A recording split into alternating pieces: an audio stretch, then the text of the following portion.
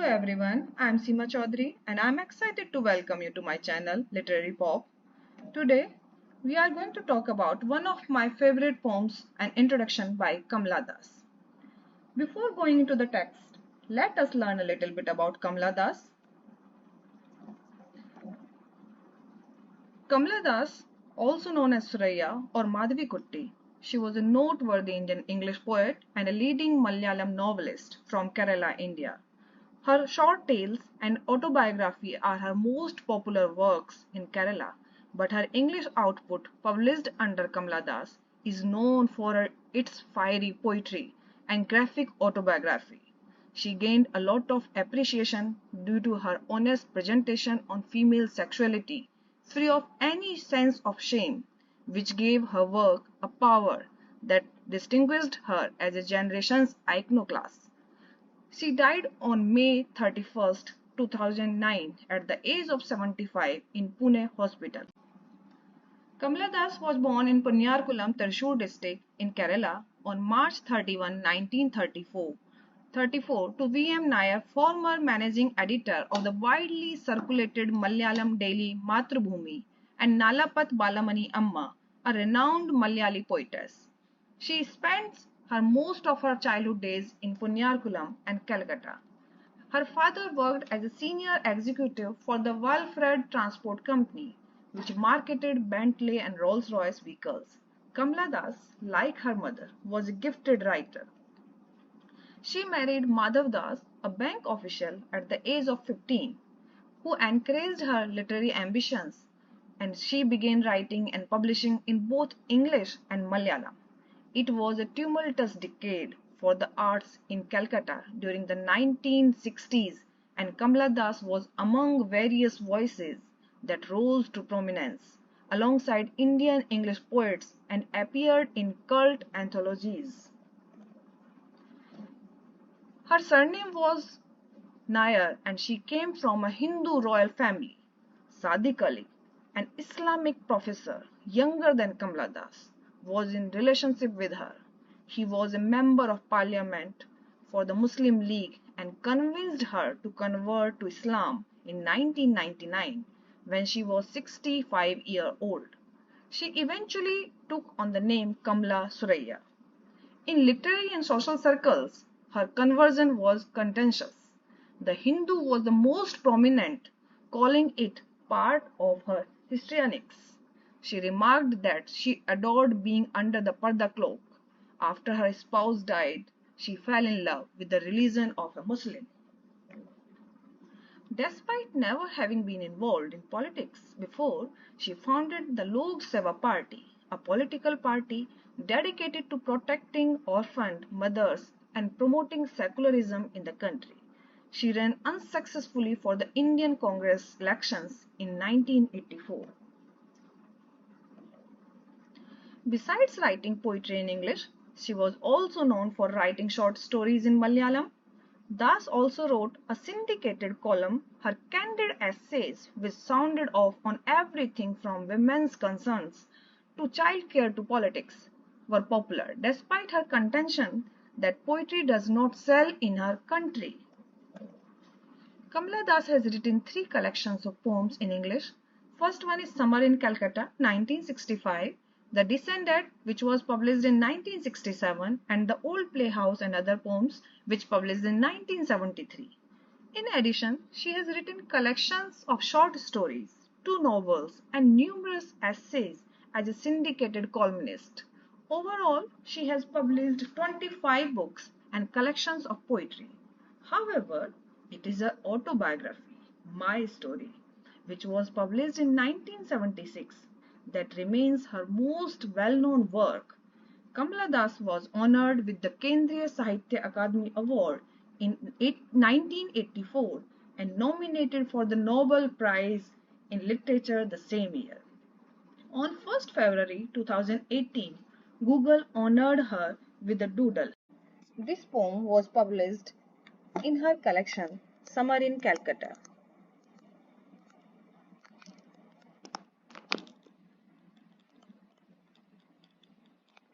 It was published in year 1965. and there are total 59 lines. All these lines are loosely structured. There is no specific rhyme scheme and no consistent meter.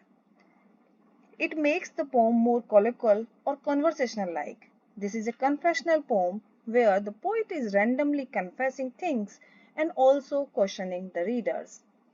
I don't know politics, but I know the names of those in power and can repeat them like days of week or names of months beginning with Nehru. She abruptly starts the poem. She tells the readers that she does not know politics in detail, but she knows names of those who are in power, and she remembers their names so well that she can tell it easily like how she can tell days of week or names of month. She also is very much familiar with the famous politician named Pandit Jawaharlal Nehru. I am Indian, very brown, born in Malabar. I speak three languages, write in two, dream in one. In this stanza, she is introducing herself. She is telling her identity, that she is Indian.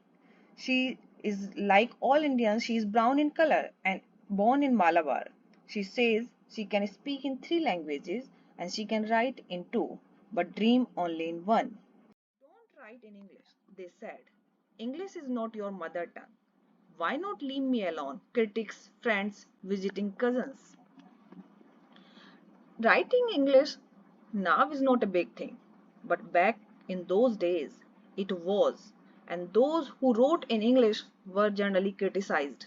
So, here in the first line, she is making it clear that she is not an English, but still she loves to write in that language, and also that people were against it and told her not to write in English since it was not her mother tongue.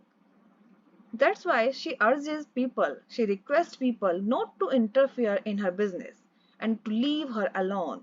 These people were none other than her friends, relatives, and critics.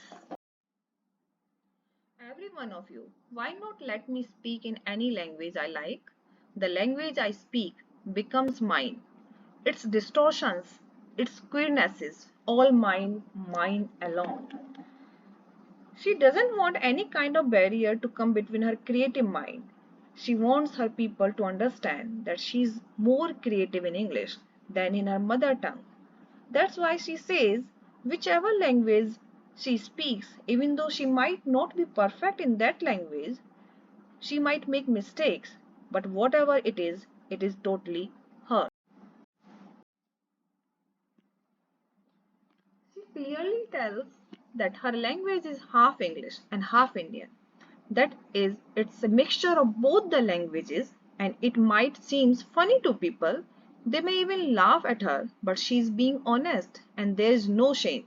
She is just a human being who happens to love a foreign language, and she finds joy and hopeful about it. And she loves that language so much that it has become inevitable to avoid it. Like how cawing is necessary for crow and roaring is necessary for lions, English language is necessary for her. Further, she says that this language, that she is in love with the human speech, and whatever she wants to convey that is going on in her mind, it comes out only through this language. And she is able to think, she and hear only in English, and it is quite an easy language to understand as well. Not the deaf, blind speech of trees in a storm, or of monsoon clouds, or of rain, or the incoherent muttering of the blazing funeral pyre. It is neither the language of deaf or blind, which is difficult to understand, nor this is the language of the nature, which is difficult to grasp. Like we might not know what a storm, rain, or funeral fire is trying to tell us, what sound they are having, what that sound is trying to tell us. I was a child, and later they told me I grew, for I became tall, my limbs swelled, and one or two places sprouted hair. When I asked for love, not knowing what else to ask for, he drew a youth of 16 into the bedroom and closed the door. He did not beat me, but my sad woman body felt so beaten. The weight of my breast and womb crushed me. I shrank pitifully. In this poem, she takes a new turn. She says she was a child one day and suddenly, as she grew up, her appearance changed physically and she was addressed as a woman without her consent. At the age of 16, she wanted to know the meaning of love and hoping she would get flowery words in return, but to her shock, when she asked the first man she met, in return he took her to his bedroom and closed the door. She specifically says he did not beat her. But whatever he did physically, it was a horrifying experience. He might have used her physically, but she clearly did not enjoy. She felt as if her whole body is crushed and is in pain, and this whole act made her feel pity about herself. Don't play at schizophrenia or be a nympho. Don't cry embarrassingly loud when jilted in love. They scold her not to act like a mentally unstable person or act like a nympho. Schizophrenia is a serious mental disorder, and nympho is for a woman with very strong sexual desire. They scold her for this, that not to act like a mentally unstable person or act like a nympho. They also scold her not to cry loudly like a lovesick woman and embarrass herself.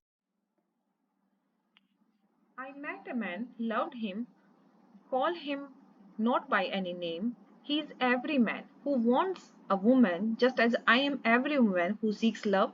In him the hungry haste of rivers, in me the ocean's tireless waiting. Who are you? I ask each and every one. The answer is, it is I. In these lines, when the poet says I, it can be the poet herself, or it might be that she is representing all the women. She says she met a man and loved him, but she is generally talking about all men here who only wants women for their entertainment. She compares men to a hungry haste river and a woman to an ocean who, after knowing each and everything her man is using her, still waits for him like a tireless ocean. When she questions the man, who is he? Who are you? Who is he? The answer she gets from is, anywhere and everywhere, I see the one who calls himself I in this world. He is tightly packed like the sword in its sheath. It is I who drink lonely, drinks at 12 midnight in hotels of strange towns. It is I who laugh. It is I who make love and then feel shame. It is I who lie dying with a rattle in my throat. I am sinner. I am sent. I am the beloved and the betrayed. I have no joys that are not yours, no eggs which are not yours. I too call myself I. He says he is like a sword, which is tightly packed in a sheath. Here the poet is representing male ego, who does whatever he likes. He drinks late at night, alone, and goes to hotel in strange towns without any fear. He laughs, makes love, and feels shame too. He calls himself a sinner. He calls himself a saint. He is someone's beloved, but someone has betrayed him. He has no joys of his own and acts for others. I too call myself I. The poet wonders that this man, who is not afraid of committing, regretting, confessing his mistakes, talks proudly about everything and calls himself I. The poem ends on an uncertain note where poet is trying to tell everyone that even she too calls herself I. So why doesn't she have the privilege to do whatever she wants to do like him? Although both represents themselves as I, why is not she treated like him? why there is restrictions for her but not for him, even though both are similar. I hope you enjoyed this video. Please feel free to comment about anything that come into your mind. Thank you very much.